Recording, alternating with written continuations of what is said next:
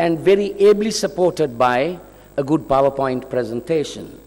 But there's one point that I would like to re-emphasize and add a little bit to it. That's, you start off by saying, dare to dream, maybe your theme. And if a man wants to be successful, it is generally said, you must have a dream in life. And the dream will drive you from inside, like motivation, keep pushing you towards the achievement of pragmatic results. There is a new science, or relatively young science, called psycho-cybernetics, propounded by a man called Dr. Maxwell Maltz, a dermatologist. I strongly commend, particularly the younger managers here, if you can get a copy of that book. The title of the book is also Psycho-Cybernetics by Dr. Maxwell Maltz, M-A-L-T-E-Z. Psycho-Cybernetics, spelled P-S-Y-C-H-O-C-Y-B-E-R-N-E-T-I-C-H. It talks about the tremendous power of the mind vis-a-vis productivity, which is the basis on which managers are judged when we make appraisals, and also the effectiveness and efficiency of a manager. So I just thought I'll add that to what you already said, Peter, because it is very relevant in terms of productivity of managers. Right, I will now like to call upon, although we are running out on time, I'll be failing in my duty if I don't allow at least one question each to each one of, you can present that to each one of the panelists here. Short question, short answer. Okay? Sensing none, yep. Somebody here? Unfortunately, I have my eyes only here. Yes, ma'am? Yes, go ahead. Okay, well, my question is from Mr. Peter. For so far, we have learned that there can be many different possible ways to motivate your employees or the people who are working under you. But my question is that what can be the best possible way to make them motivated? All right, Peter, you discussed different ways of motivating people. In your opinion, what is the best way to motivate people? According to your experience, because we have been working so far in so many different countries. All right, so thank you. Yes, Peter? Keeping in view your experience. Okay, based on your experience. It's a good question. I mean, motivation is not easy. I mean, some people say money is a good motivation. I don't agree with that, because money is a short-term motivation. I believe that by recognize people and by take care of people in your company, that is the best motivation. Because when people feel that someone is taking care of them, is when they achieve most. So I love people. I think that is a crucial thing for leaders, to love people. I love to meet new people. I love to speak with new people. And I think that is something a leader needs to do, also a manager, that take care of your people. And if that means to not only give them money, but maybe just bring them for a coffee, call them on their birthday. Small things make a big difference by motivation. But it's a very open, it's a very big question. I think it's also a very individual question that needs to be to each and every person. Well, he put it very lucidly. He says, love your people. They are the ones who finally bring in the results for the company. So don't be detached. Show them that you're interested about them and their future. Help, support, and guide them along so that they will feel, yes, my boss has a vested interest in me. That motivates, okay?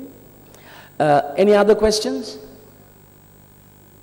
I know where your hearts are, but still. Short question, short answer. Question from Peter. Peter, you showed a nice data about the people who are not happy with the company applying and all that stuff. But this problem prevails. You have worked in 11 countries, I believe. ABB works for 100 countries. This problem prevails more or less everywhere. That means the problem is at the top. Every company does not have an MD like Peter who understand this. What's the solution of that? Do we find new MDs, or do we need to teach the second, third tier? It's a good question. I mean, I believe also by working in many countries that people are people. That is the thing. Culture is a different thing, but people are people. And yeah, I think that this will still be everywhere. It's hard to satisfy everyone. And also, I know many people speak about 80-20, that 20% of the people in a company is producing 80% of the result, and I can actually believe that. And it's hard to work on this number. It will never be zero, but at least I think it's important to improve in each company, have it in mind that people are thinking like this, because this is the fact. But it's a good question. I think it's very it's hard to answer that with a short question.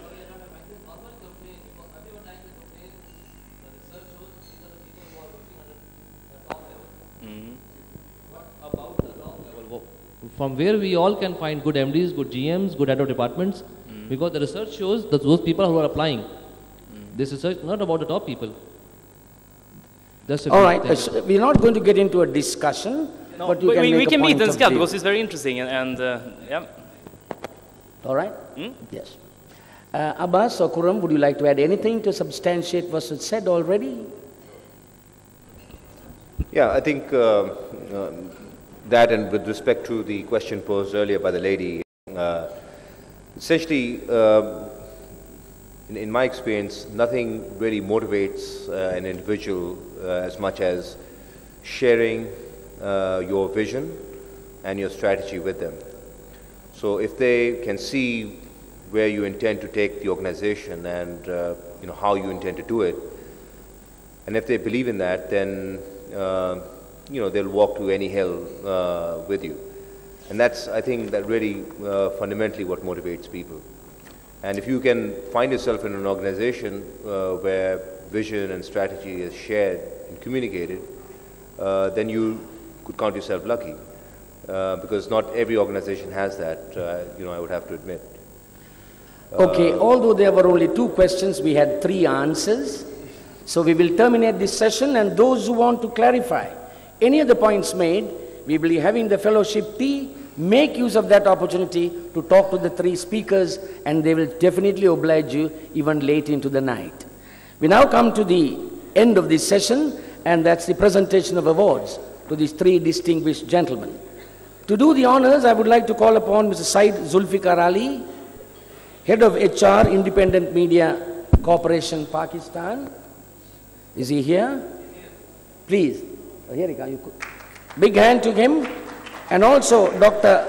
Asim Aman, the Chief Operating Officer, Dr. Asim Aman, Chief Operating Officer of Nutshell Forum, who is doing a new operation in Islamabad now.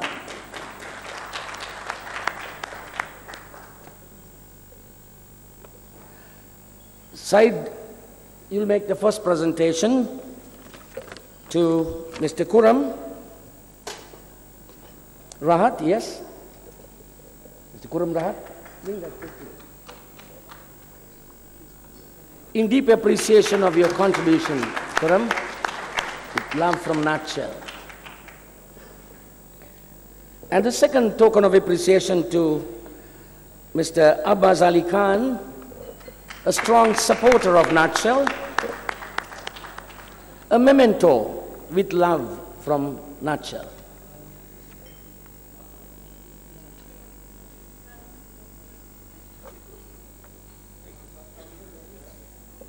And finally, Mr. Peter Hanks,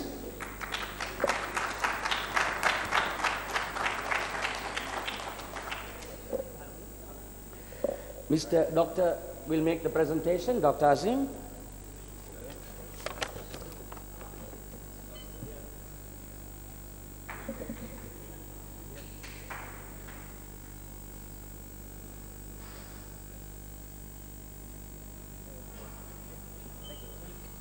Ladies and gentlemen, the last session on leading turnaround, leveraging talent and unleashing and empowering talent.